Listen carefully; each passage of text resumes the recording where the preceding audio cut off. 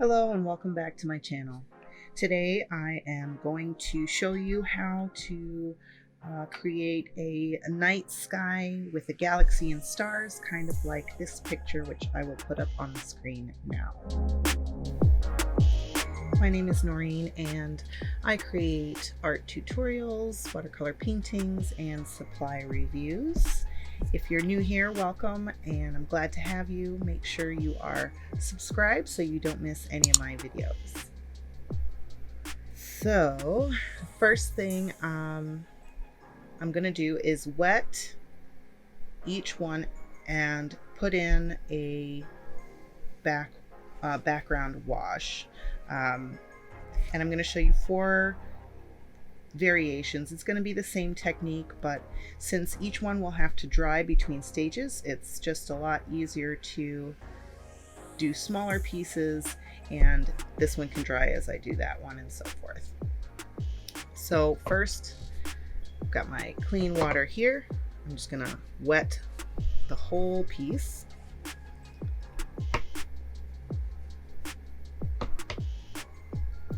And I'm using a lot of water because I want it to soak into the paper.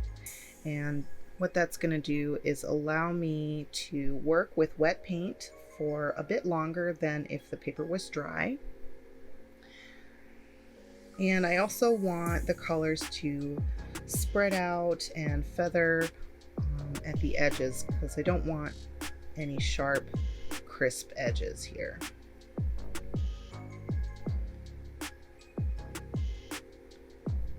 Little cat hairs in there.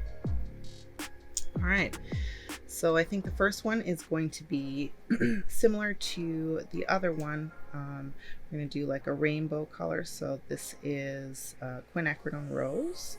It's a cool red, and I'm just using whatever I've got on my palette because, you know, it doesn't matter. And I'm literally just going to drop in whatever I've got wherever.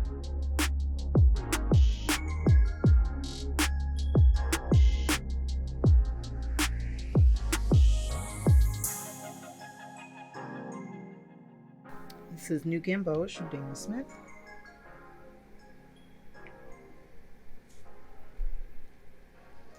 And maybe even some purple. This is Dioxazine Purple from QoR. It's a very vibrant color, that's why I put it on the palette, so I can mix some water with it. So I've got a bit too much water. I'm just going to soak up the edges a little bit with my brush. But otherwise, I'm just going to let that dry like that. I know it's hard to see right now, but as we put on more layers, it'll start to come through. For the next one, we're going to do the same thing, clean water. So the paper that I'm using is the Arteza cotton watercolor paper that comes in 9x12. I believe it's a pad of 20 sheets. You can get it on Amazon. I did a review of some different cotton papers. I'll put a card up on the screen now. You can go check that out. I do really like this paper. It's good to work with. I think it's comparable to Arches, and it's much cheaper, which is a huge plus for me. So that's pretty nice and wet. And you can kind of tilt the page to see how shiny it is. We've got some more drips here, so I'm just tilting the page up to catch it at the bottom.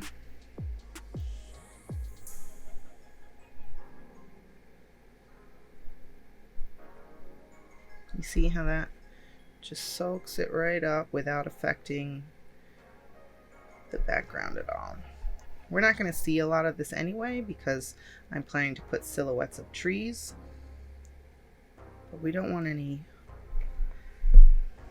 blooms happening. So this one, let's do like a neon green, I think would be nice, kind of like that other one that I did before. I'm going to use a cool yellow, which is also contaminated, so I'll clean that up. My goodness, I am a messy painter. Cool yellow and cool blue, phthalo blue.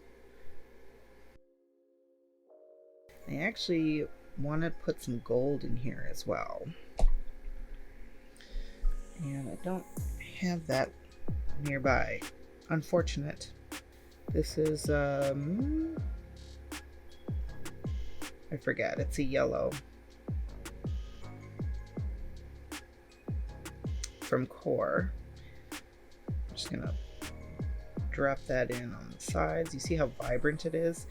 And QoR colors tend to really spread out into other colors.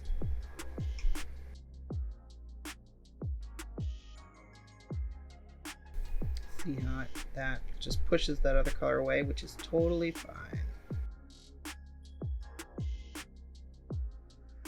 So what I'm doing here is I'm using a mostly dry brush to sort of lift out some splotches in the middle before it gets too stained. All right. Next one, we'll do a blue.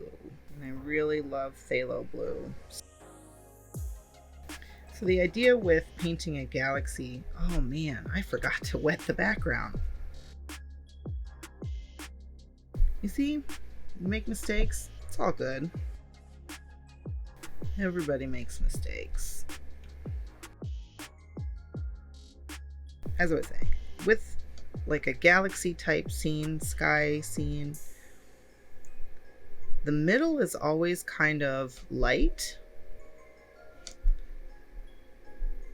where the arm of the galaxy has the most stars.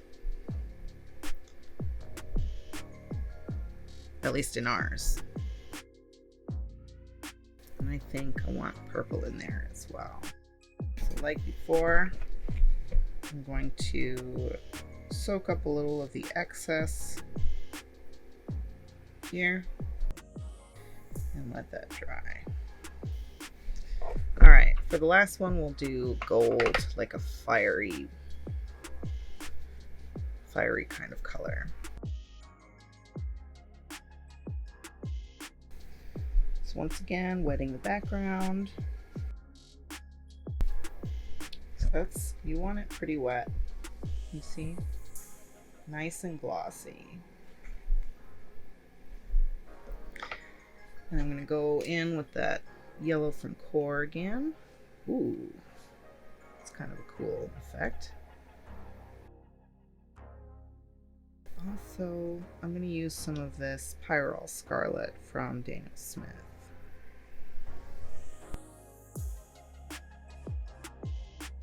Now I'll tell you, I am seeing some strange sizing issues here in the paper.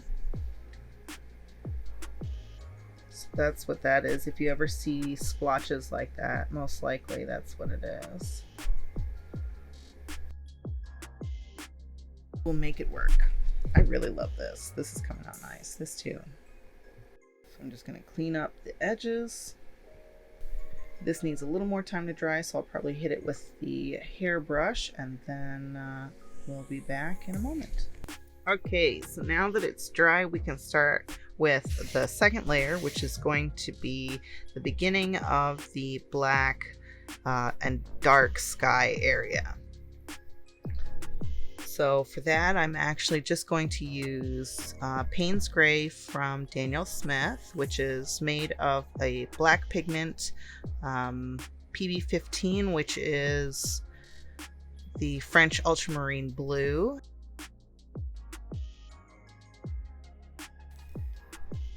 But the first layer is going to be rather light, and we're going to build it up as we go. We're going to do this wet on dry. So for this one, I want it kind of straight down the middle.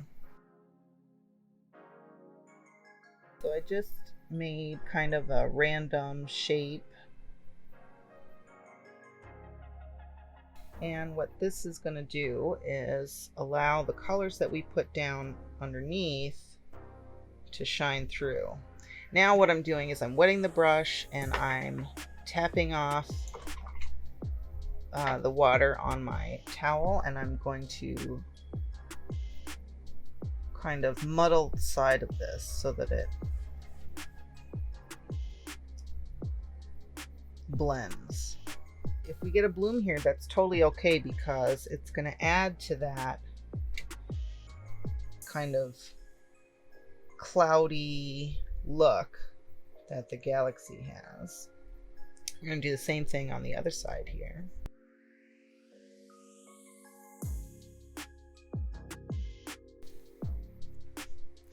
And you can also add in some of the color that we used before. So I did pink, and I'm going to use the yellow again, the orangey color.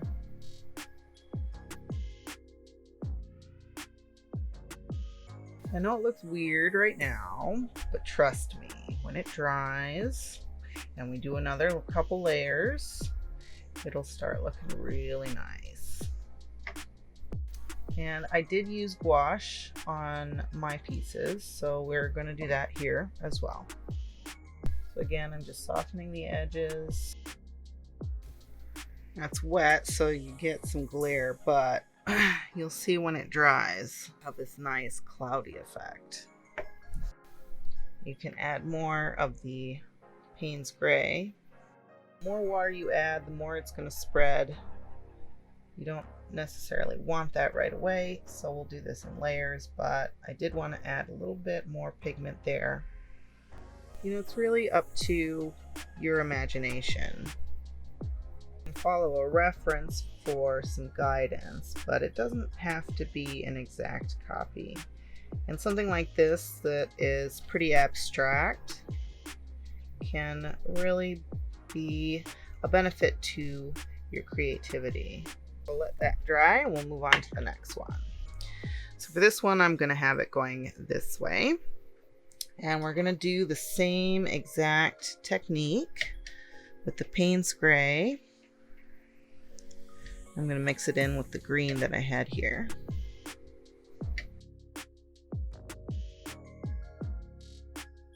And you'll see that even though we're basically painting over the yellow that we had put there before, it's going to shine through and tint the darker areas.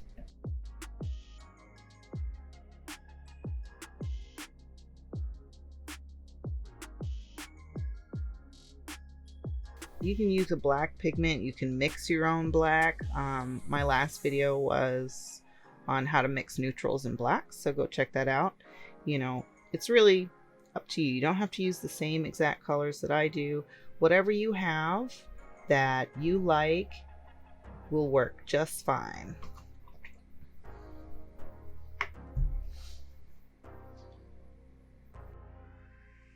And you'll notice it isn't an exact straight line. You'll want kind of these variations to make it look a little more random and natural.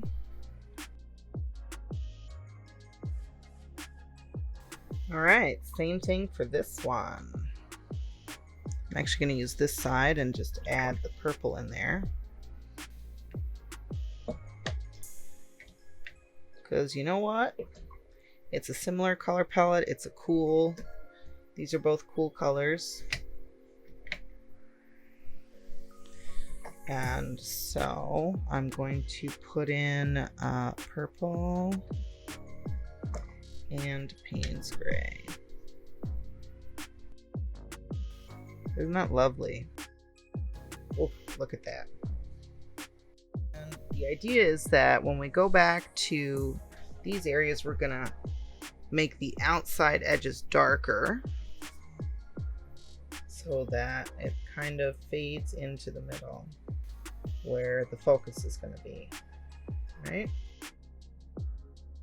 So I'm kind of just going with where the paint ended up moving when I first put it down, letting that tell me where to put my shapes.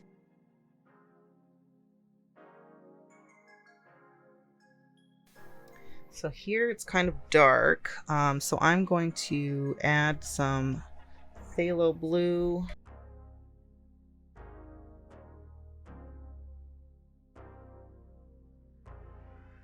And what we can do is actually get a tissue, give that some texture. How cool is that? Oh, I love it. I hope you do too. All right, last one. So for the last one, I want it kind of going across. So again, Payne's Gray. We'll put it in this yellow. You gotta kind of work quickly here because otherwise the edges will be a little sharp and crisp. But like I said, you know, it's not a precise composition. It's really kind of abstract, so you can really let your imagination go and do whatever feels fun to you. That's why I love things like this, because I'm not tied to a specific form. Like if I were doing a portrait or something, there's not as much pressure for it to look like a person or a bird or whatever it's supposed to be. You can just really make it your own.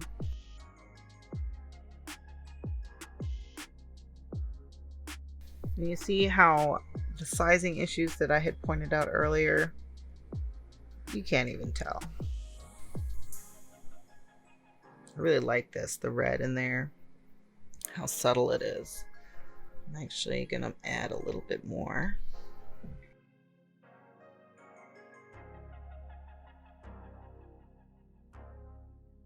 If you are working on paper that is not 100% cotton, you're going to have to use a little less water, but you can achieve the same effect. Use the tissue again. How cool is that? Just love that cloudy look.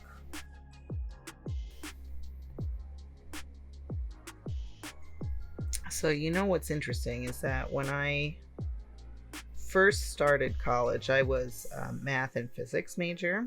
I wanted to go into astronomy, astrophysics, and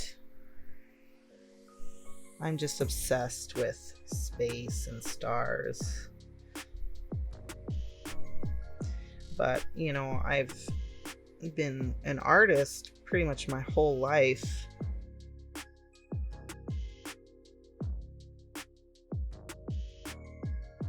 This is really just the best combination for me. Oh my gosh, I love that. All right, so we're gonna let these dry and come back for probably the last layer of the sky, and then I'll show you how I do the trees. All right, so now that these are dry, we're gonna do the final layer and the gouache. So I'm going to go again with the Payne's Gray, and I'm going to refine some of the edges and maybe add some more color here. So Payne's Gray, I'm going to add some of this pink. That's quinacridone rose from Daniel Smith.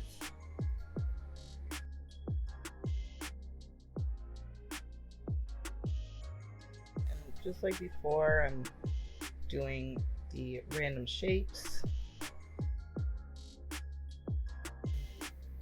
I'm going to soften the edges again. The idea is that I want it to be really dark along the outside and really light in the middle. We can add some of the color.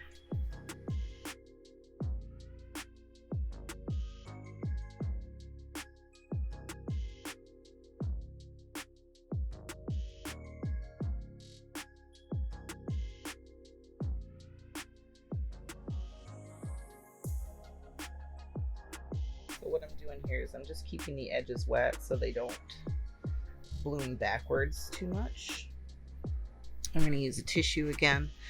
And what we're going to do is, once this dries, we're going to splatter some white gouache and refine some of these edges to just really make them pop. All right, on to the next one. Same exact method. So what I'm doing is creating the same green that I used before and adding in the Payne's Gray.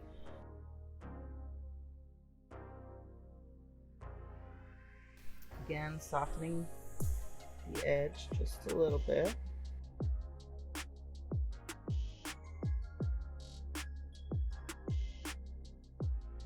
And we're going to do the same thing on the other side.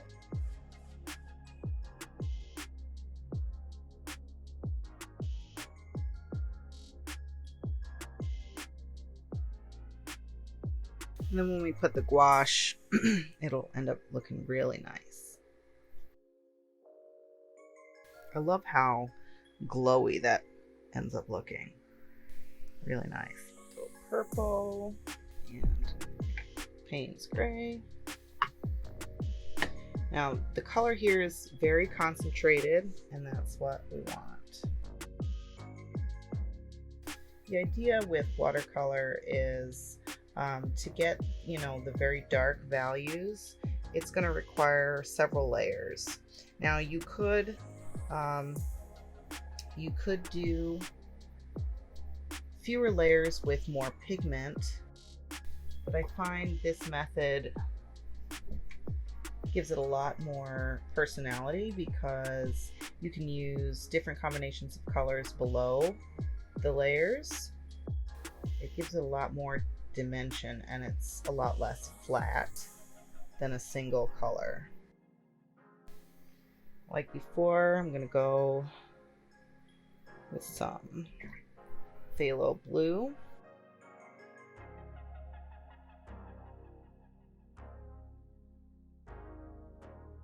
It's gray. I'm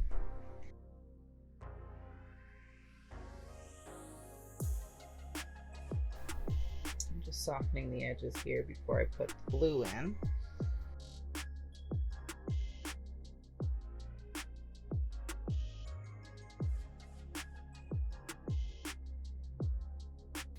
Method is a clean damp brush, so I clean it off and then I pat it onto my towel so that I'm not depositing a bunch of water where I want to soften. All right, last one.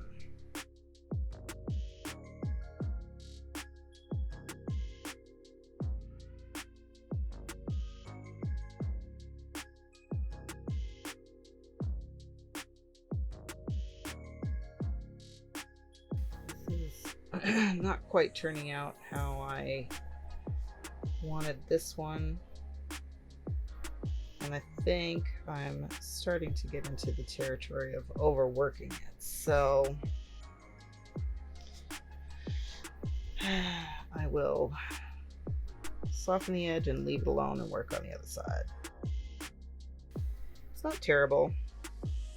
The shapes aren't exactly what I would like, but I'm a bit of a perfectionist, which can be a problem sometimes. I think no matter what, when we get in there with the gouache, we can make it whatever we want. And that is actually not bad.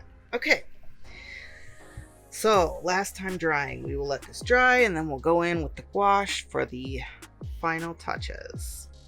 All right, we're almost done. So the final step here is to get some gouache on there, and we might even do maybe like a tree silhouette with some ink. That's totally up to you, but I'll show you how I do it. So this gouache is actually, let me get it to show you. This is Winsor & Newton Designer's Gouache in zinc white. There's also titanium white. So the difference is that the zinc white is a little less opaque, and it's used for mixing. And the titanium white is more opaque and used for actually putting white on top of your work. So I'm using the zinc white because what I actually want here is more of a translucent, milky, cloudy kind of effect. So what I've done is I've put that zinc white into this little container with some water. So if you have ever seen anybody use those jelly cup gouache things, that's basically what I've done here. And it's been a while since I've used this, so it definitely needs a little bit more water. So I'm just gonna put some water in there and mix it all up, and then we'll get started. Look how easily that came back together. It's as simple as that. Now this, you don't have to do this. This is not like, I actually haven't seen anybody else do this kind of thing, but it works really well for me. I don't use gouache too often sometimes, but it's just a pain for me to squeeze it out of the tube onto a palette that is basically gonna just get wiped away, or trying to reconstitute it after it's dried and hard on the palette. This is just quick and easy, ready to use, and I don't have to make a mess doing it. So the brushes that I'm going to be using are actually just regular, student grade golden taklon brushes. This is Royal and Langnickel. And this one, I don't honestly even know. I think this is an oil brush. It's really thick, tough bristles, and I use this for splatter. So yeah, let's get to it. So the first thing I want to do is just start putting in some of the whiter areas, and really all I'm going to do is just kind of stick it in here into the little like nooks and crannies, and you can even branch out a little bit, because what this is signifying is the star area, where the stars are all collected in the middle. And the nice part about the zinc white in this application is that it's going to be a little more translucent than just like a thick white. And what I'm going to do is just like we did before, but using this brush. And the reason I use this brush is because the bristles are a little more firmer. They've got more snap than like a natural hair brush or a synthetic blend, which these silver black velvet brushes are a blend. And it's going to help really push this around, which is what I want. And this will actually dry a little more translucent and not as bright white as it looks when it's wet. You'll see. So obviously the more that I use on the paper, the more white it's going to look. This can be really random. I know it looks really bright right now, but let it dry and you will see. Now, this technique can also be used to make things look like they're glowing, like neon or even lightning. And if it's too bright for you, you can even scrub it away with a damp brush like that.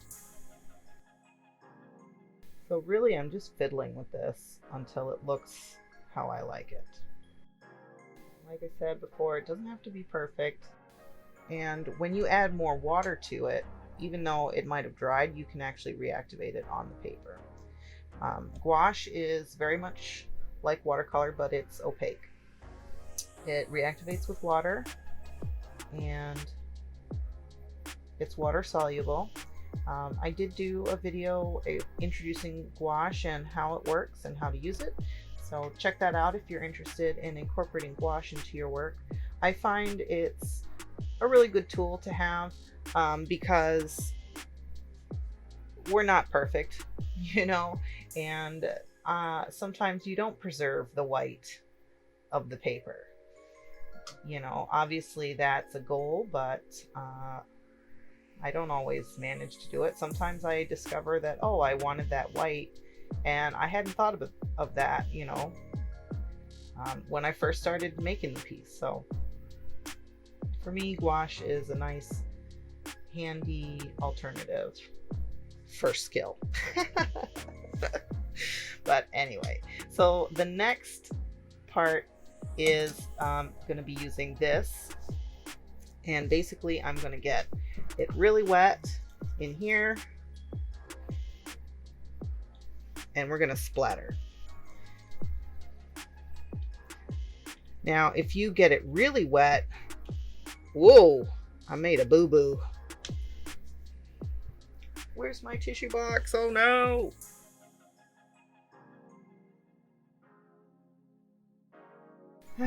Well, you know, don't get it too wet.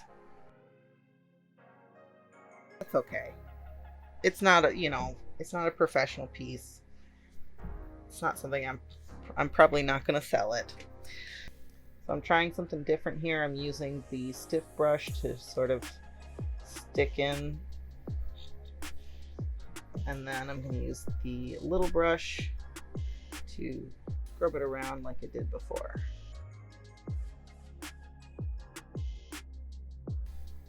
I can't believe I did that. And I was just about to say, you know, if you get it too wet, that is exactly what's going to happen. You're going to have these giant splotches that come out. But, you know, it is all right. I do like doing that for the variation. You get different size droplets. I just put a little too much and it went everywhere. See, that's why you always want a little test strip next to you. I should follow my own advice. I usually do have a test strip that I use to test mixes, although more often than not I just kind of wing it. I'm a very impulsive painter. I like to just pick colors that suit my mood at the time, and I'm sure if I planned things more, it would be less stressful. But you know, I recognize that that is how I paint and that's how I create, and so I choose subjects that allow me to do that. I choose subjects that give me the freedom to go with the flow as I see fit. And this is really one of them. Don't you just love how that ends up looking beautiful? I'm in love with this subject. Like, it's really, I think I'm going to do the same thing on this side. Just makes my heart sing, you know? And that's all that matters, really, in the end. If you are happy with your work, it doesn't matter. If it doesn't look like someone else's, you know, that's not what art's about. Art is not about copying someone else or trying to make your work look exactly like theirs. It's about expressing your own style and discovering your own style and learning about yourself. And everybody is on a different journey. They're all at different stages in that journey. So you can't really compare, you know? It does get discouraging sometimes. If I'm, you know, browsing Instagram or something and I come across somebody's work that's just so gorgeous and I feel like, oh, I wish I could do something like that. And then I'll start thinking, oh, I'll never be able to have that kind of skill, or, well, that's just nonsense. What I try to remind myself is what I'm doing today better than yesterday? Have I improved from last year or 5 years ago? And if the answer is yes, then that's great. I mean, that is what you're trying to achieve. Strive to be better than the you of yesterday. That's it. That's all you got to do. The moment that you stop thinking that you won't be able to do something is the moment you actually find the way to do it your own way. Oh gosh, I just love this. I just love the way that looks. Okay, last one. This at least has given you some good information as far as different techniques that you can use to achieve different effects. And you know, either way, I think it's just a really good subject matter to exercise your skills with, because it gets you out of that box, you know, of trying to make something look exact. And just gets you creative. I kind of liked that arm of the stars going out there, so went with it. You see how it kind of dries a lot lighter than, or a lot less opaque rather than when it went down first. So that's really kind of why I like the titanium white for stuff like this. The zinc white. The titanium white I use for straight highlights in more traditional pieces. I think the zinc white is nice because it's just a little more subtle. You can work with it a little more without committing to such a bright. Oh, I love it. I even love this one. The colors are great. Oh, beautiful. Okay, so let's peel off the tape. You know that's my favorite part. So I actually just taped it to the board itself, which works just fine. Keeps it nice and flat. It dries flat. Yeah, here's the gesso. I don't know if you can tell, but the first time I had taped it, you see it had ripped the cardboard. So I said, forget all that. I'm just going to put down a layer of acrylic.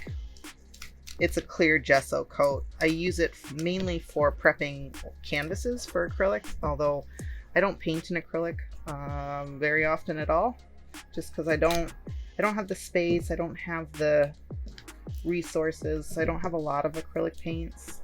I am getting into it a bit more.